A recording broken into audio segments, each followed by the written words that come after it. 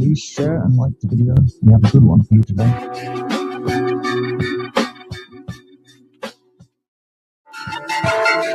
Hello, welcome.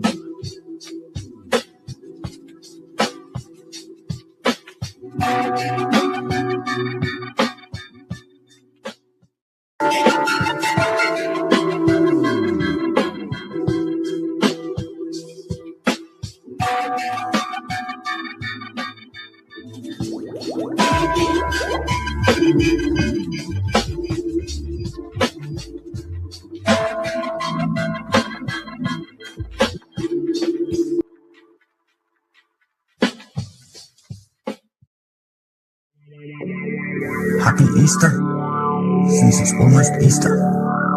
No gummy bears were harmed in the making of this video.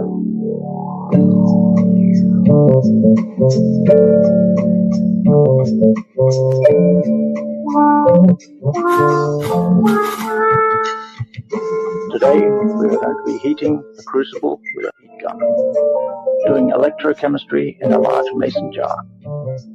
We will be discussing the oxo-anions of chlorine, their neutral salts, acids, oxides and hydroxides.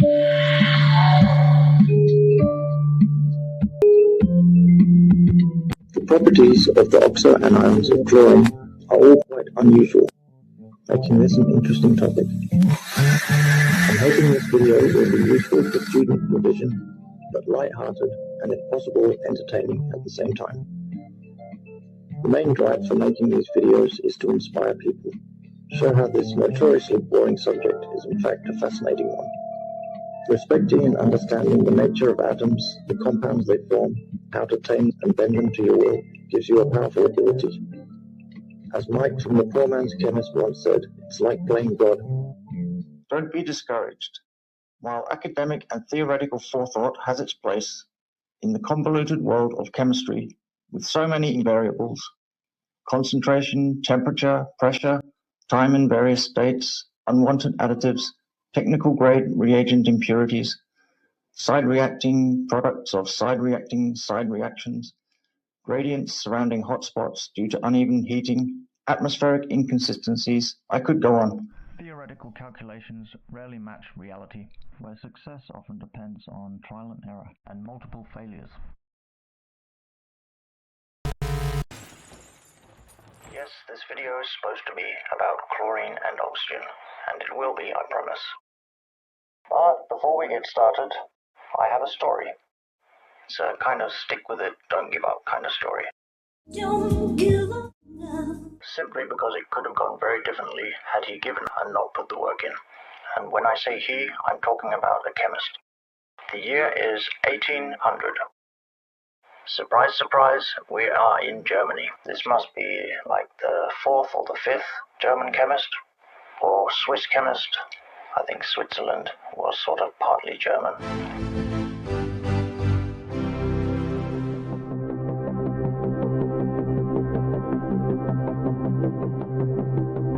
I should be careful what I say. I think they spent the last 50 years ensuring that they weren't German. Or is it maybe the other way around? I don't know. Preparative, organic and inorganic chemistry. Although very much a science, it can be very sensitive to changes. It often just relies on trial and error, or the sharing of successes and failures among the chemistry community. Having said what I've said, one shouldn't go into chemistry blindly. There are many chemicals that are not friendly to life, and there have been many historical figures who have died, so that others don't have to. And if you look at a materials safety data sheet, you would be forgiven for thinking that for each chemical, scientists have had a population of rats, and they've tested to see how much of the chemical is required to kill half the population. Ethical standards have changed in the last few decades, so every new chemical is not tested on 100 rats. So there's not such a high death count, maybe 6 or 7 per chemical. What they do is they test one rat by giving it an arbitrary dose, and then if it dies, they give the next one less. If it doesn't die, they give the next rat a higher dose. This step is repeated until they find the lethal dose. Then they probably test with another rat, another rat, another rat, just so they can have some kind of mean average, but it's not very many animals. It's in the interest of pharmaceutical companies, as well as food and cosmetic industries, to not kill people, or at least not be accountable, while at the same time not upsetting the animal rights activists. So I think 6 or 7 is the usual amount these days. They use mice as well, not just rats. Pigs, I think, are too big. I think they test on aquatic life as well. Anyway, that's not the story. This is the story. Adolf von Baeyer, a chemist back in 1880.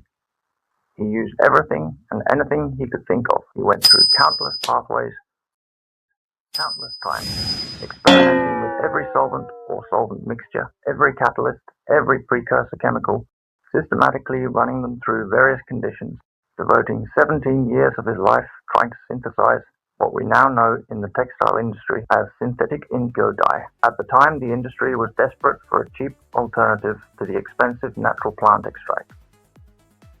Before finally isolating the compound, he had very little to go on. Its molecular structure at the time was a mystery, so initially he worked backwards, trying to reverse engineer the dye. By breaking this up into smaller compounds, analyzing these with the limited techniques of the time, progress was incremental. Indigo is made out of 2 indoxyl molecules. Indoxyl is not conjugated the way indigo is, which explains why it is not colored like indigo is. The plant uses glucose in its synthesis. Most of his synthetic attempts resulted in a mass of black tar, which, by the way, is one of the ultimate frustrations for an organic chemist, when it's not yellow chemistry. God awful shade of yellow. The T-pose. When it's not yellow, it's black tar. Much like burning sugar in a pan until it turns into a black, stuck-on mess. While the term originated from the literal coal tar used in the 19th century, is the dreaded shorthand for a failed reaction that has undergone extensive polymerization or decomposition. In modern organic synthesis, researchers even use a tar score to rank how messy a reaction is. The higher the score, the more carbonized and useless the result. Messy, goo, and residue signals a reaction has gone off the rails. Black tar refers to a dark, viscous, foul-smelling remains in a flask. Complex soup of hundreds of different unwanted, notoriously difficult to clean up molecules, too sticky to move through equipment, linked together in endless, unplanned chains, creating a plastic-like sludge. Still, he got there eventually. My point being, he didn't give up or lose faith in himself.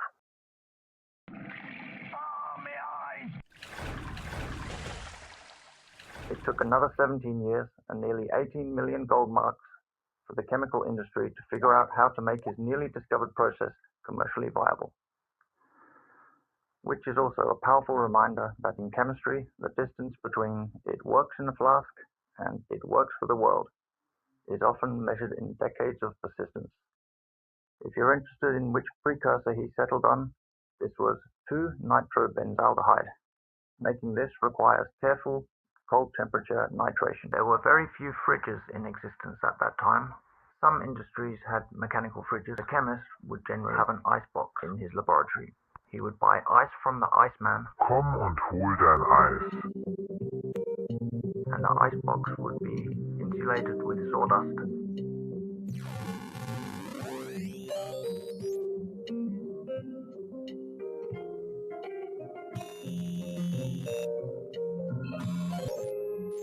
Determinant traits like hair color, personality.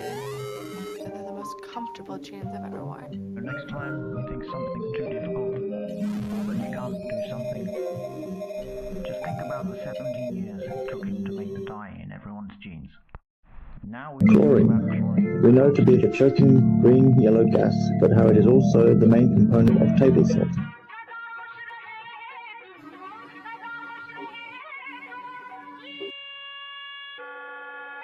Table salt. It has 4 oxo-anions, which are hypochlorite, chlorite, chlorate, and perchlorate, starting with 1 oxygen and ending with 4.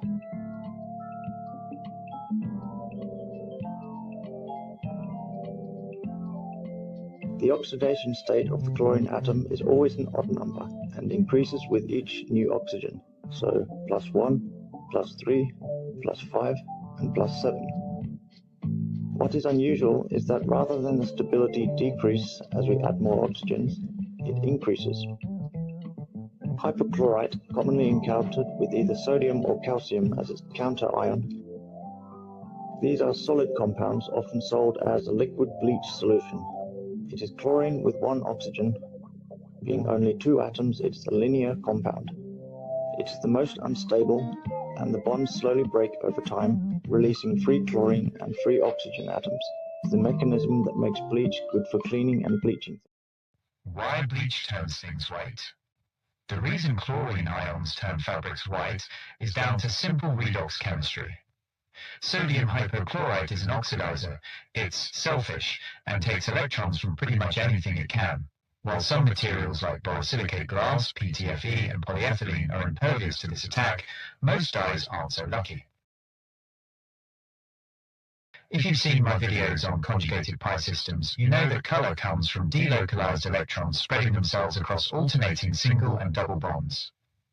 This setup acts like an antenna, absorbing photons and re-emitting light within the visible range. The specific part of the molecule doing this is called a chromophore, the chemical heist. When bleach hits a chromophore, it does one thing: it oxidizes. That electron swiping either cleaves a bond or forces an oxygen atom into the molecule. Either way, the conjugated system is compromised. The electrons snap back into localized orbits, the antenna is broken, and the color is literally gone. It's a permanent chemical change. To get the color back, you'd have to introduce entirely new dye molecules. The commercial viability, transportation, and storage of solid sodium hypochlorite is poor because it is generally too unstable. Its decomposition into oxygen and chlorine happens much faster, meaning that it will never be found in your supermarket. I want to quickly touch on the chlorites, which are a step up from household bleach. Used to treat drinking water, to bleach paper, and to clean hospital and food preparation surfaces. While the active species in hypochlorite bleach, hypochlorous acid and the hypochlorite ion, the active species in chlorite is chlorine dioxide. It requires protonation, kick from an acid, but it is a smarter, more selective killer. Bleach is indiscriminate, while chlorite ignores certain organic molecules. It doesn't leave the same swimming pool odor, and it doesn't form as many dangerous byproducts. Having said that, Can be explosive, so there's always that. Dissolved into the familiar and effective common domestic liquid cleaning product that we all know, the compound exists in an equilibrium of 2 competing solvates. On the one hand, we have a protonated hypochlorous acid, but in competition with this exists a negatively charged and alkaline hypochlorite ion. The ratio of the two is pH dependent. The more acidic the solution, the more of the hypochlorite exists as hypochlorous acid, but the overall stability and shelf life is improved with a higher, more alkaline pH. Hypochlorous acid, for the most part, is what is doing the disinfecting. Having a neutral charge, it can attach to the surface of a bacteria, where the negatively charged hypochlorite ions are electrostatically repelled. So when it comes to bacteria and viruses, having a negative charge allows it to act as a Trojan horse, oxidizing essential proteins and DNA, causing the cells to collapse. What I said is correct, the animation is wrong, but I still wanted to keep the animation, so yeah, stuck with it. Hypochlorous acid is 80 to 100 times more effective at killing microbes than the hypochlorite ion. In the solution, it disproportionates by reacting with itself to give us chloride ions which is chlorine with no oxygens and an oxidation state of +1, and chlorate, which has 3 oxygens and an oxidation state of +5. You might ask why it skipped chlorite. And at first it doesn't. It first forms a chloride and a chlorite, but the chlorite immediately reacts with another hypochlorite to give us chlorate. The second step happens much faster than the first. Heating the bleach makes both of these reactions happen much faster. One way of preparing sodium chlorate is to boil, evaporate, and crystallize the two solids from household sodium hypochlorite bleach. The first to crystallize being the chloride.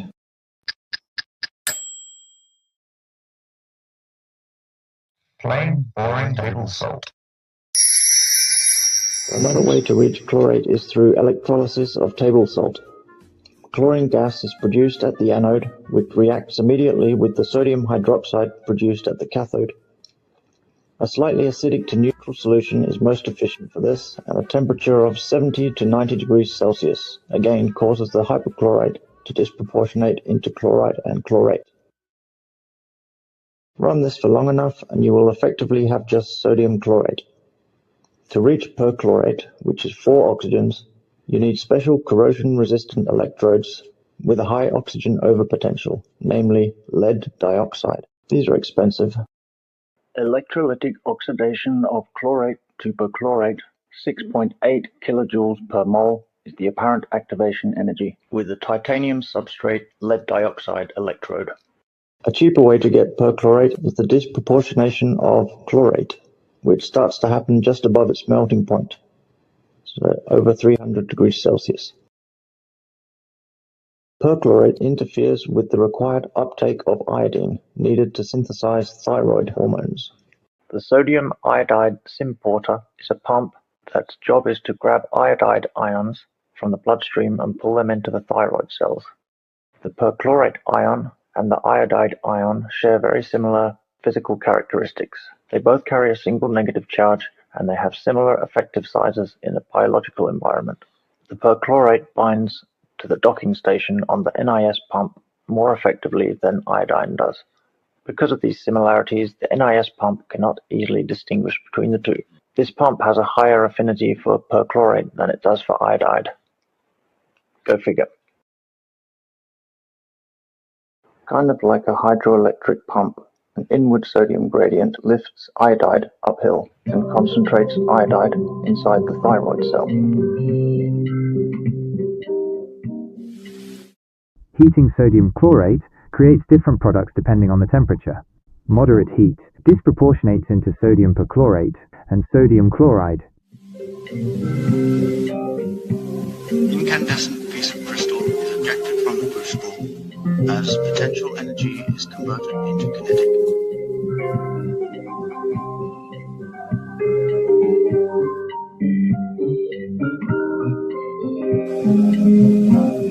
Not a dramatic example, I know. Next we'll move on to deflagration. The classic example of this is the screaming gummy bear. I don't have gummy bears, but I have sugar. Chlorates decompose to release oxygen around its melting temperature. The first sugar molecule comes in contact with the liquid molten salt in the presence of freshly produced oxygen.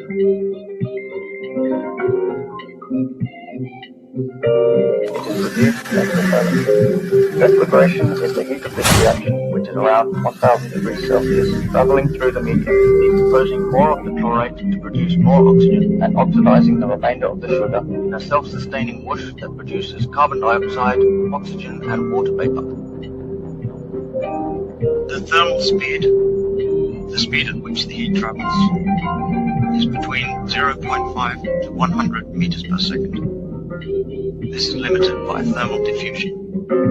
The heat has to physically soak into the next molecule of sugar and chlorate to trigger the next reaction.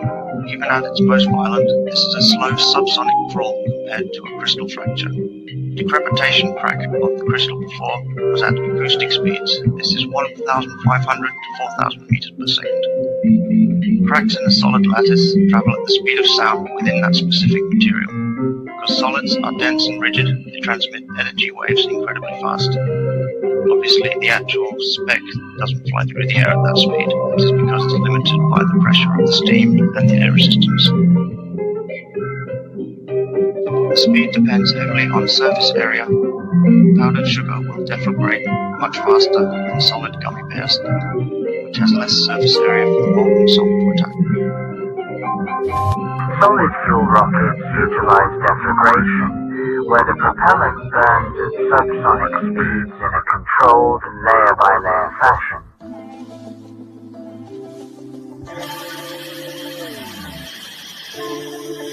This distinguishes them from explosive devices. Many military projectiles rely on solid-state deflagration. Time for a silly break. This is me. I could not anticipate what noise I was going to make next.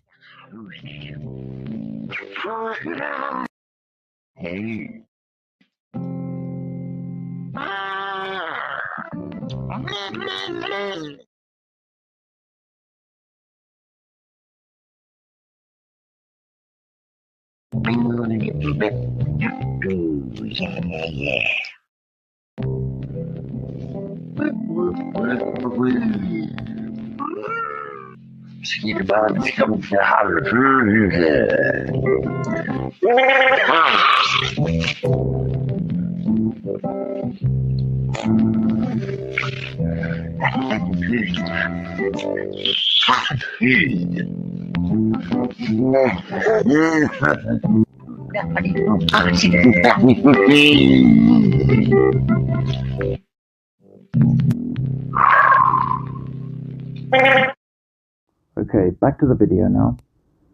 To make perchloric acid, which is an interesting acid, it's like an old-time acid, doesn't get used very often these days.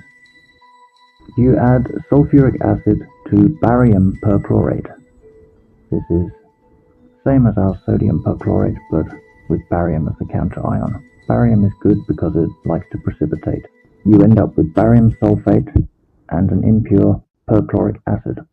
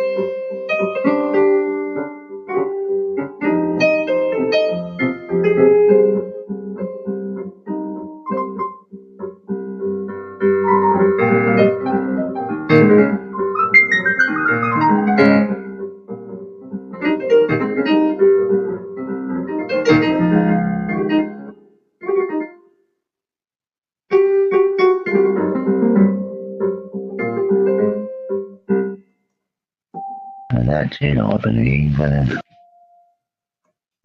Thank you very much.